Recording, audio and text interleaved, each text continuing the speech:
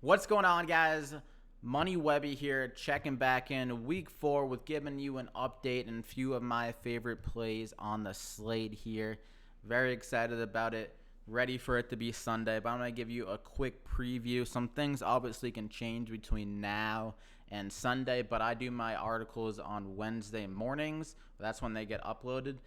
So things definitely change over the following days after that I record that, and there's still like a lot of injuries that seem 50-50. That's really going to change the slate.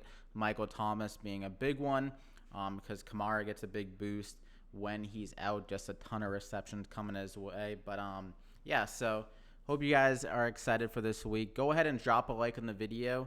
If you're watching it on YouTube right now, it really helps us out with the algorithm, as likes, those impressions kind of put our videos higher up on the feed. So thank you if you could do that. And also, if you're not subscribed to the channel, go and hit that subscribe button so you can continue to get these videos. They'll drop right in your feed and you won't miss out on them. So let's hop right into it. Let's not waste any time with a few of my guys. My first guy that I love his value is too hard to pass up. You can just fill out lineups so much easier. I think he's going to be pretty chalky for people that want to pay up at running back, because the top end running backs just offer obviously so much more upside, and then a few of them like Kamara if Thomas is out, Zeke in a high scoring matchup again, and Dalvin Cook in a good spot are obviously all have intrigue to them. So Ryan Fitzpatrick, if you just lock him in at 5,400, there's so many different ways you can go wide receiver and running back.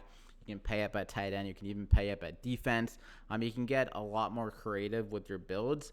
It's just a lot easier, so you can pretty much fit anyone in you want for the most part. So a good matchup here against Seattle. I consider them a pass funnel defense because how good their run defense has been. They shut down a very solid Patriots running attack. They have one of the best run blocking offensive lines.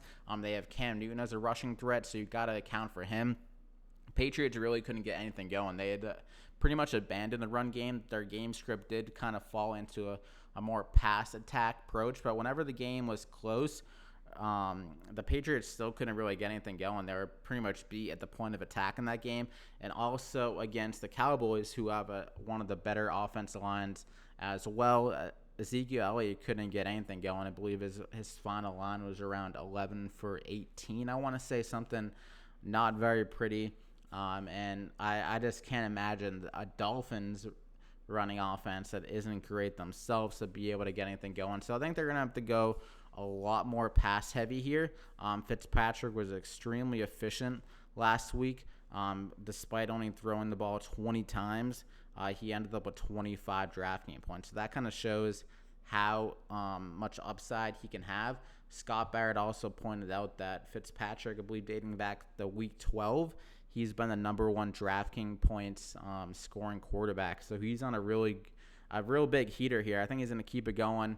Another high-scoring affair against top 5, if not the best offense in the NFL right now, in the Seahawks. I think they'll be able to get going again here, and it's going to turn into a more pass-heavy, come-from-behind type approach. That's a better game script for the Dolphins and Fitzpatrick, and they offer just a very cheap ability to get a good stacking offense that's very stackable, I think, with Devontae Parker.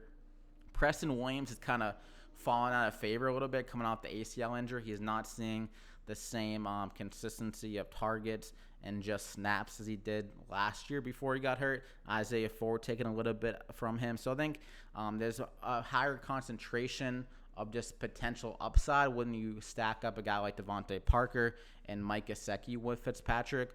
So that's one way I'm approaching the slate, as a potential stack. And then for running back, like I said, Kamara, Zeke, Dalvin Cook, I think one of those guys are going to be in the winning lineups.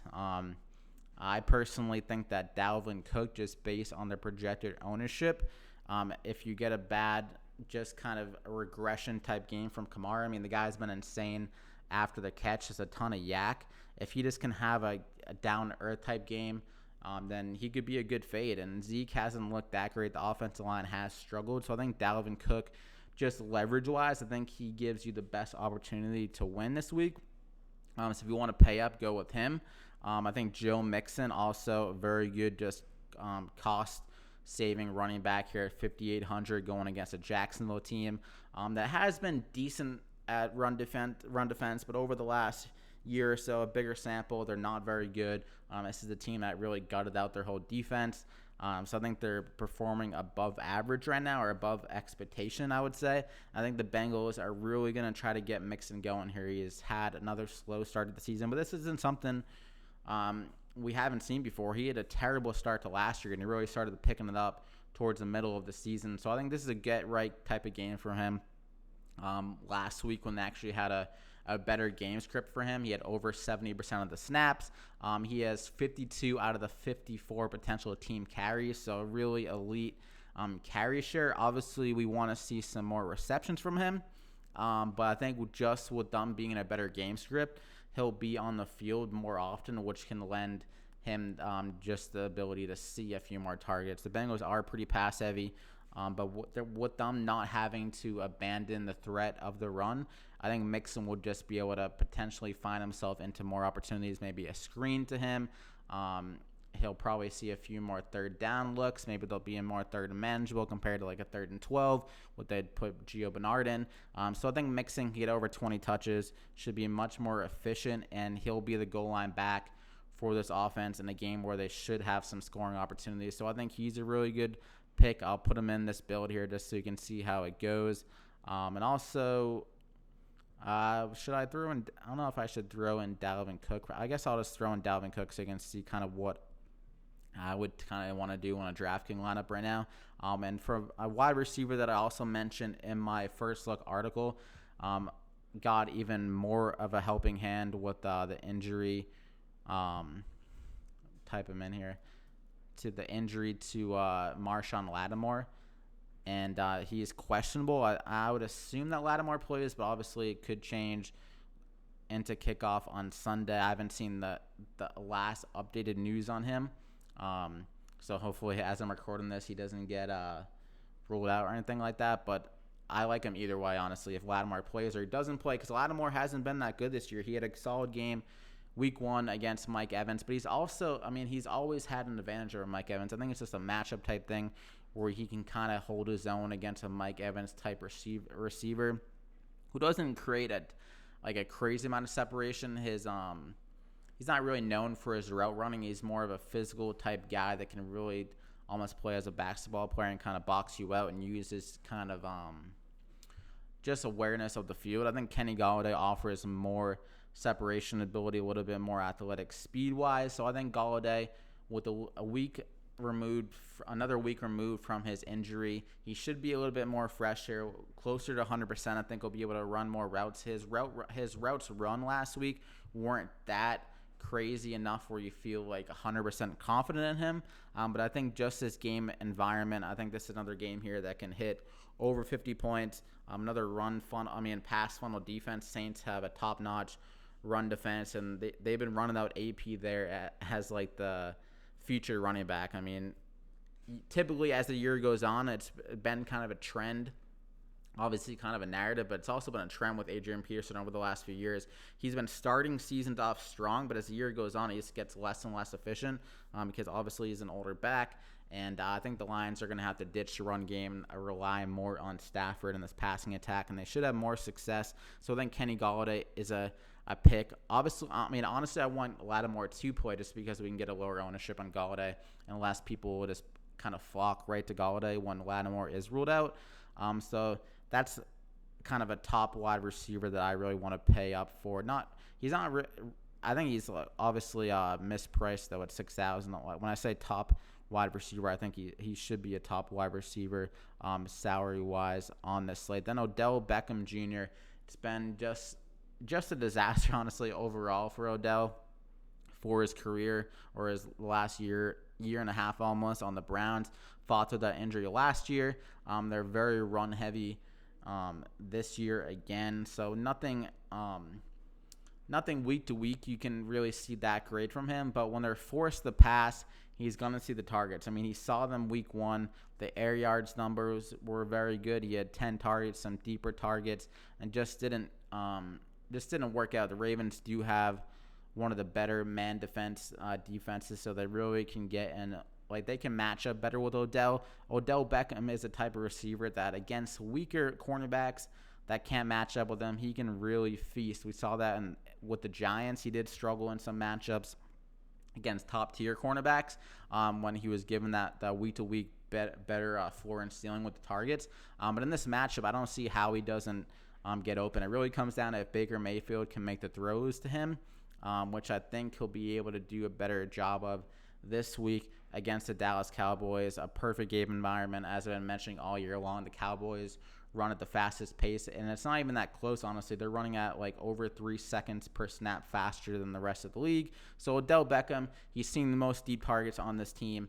I think he's a really good option. The Seahawks got over 140 yards on deep targets, which are 20-plus yards on the field targets. So I think that is a perfect core there. And then I'll throw in Mike Gesicki. So everything I was mentioning with the Dolphins, if you stack him up there with Ryan Fitzpatrick, I think he's the top red zone target for that offense. So he has the most touchdown upside.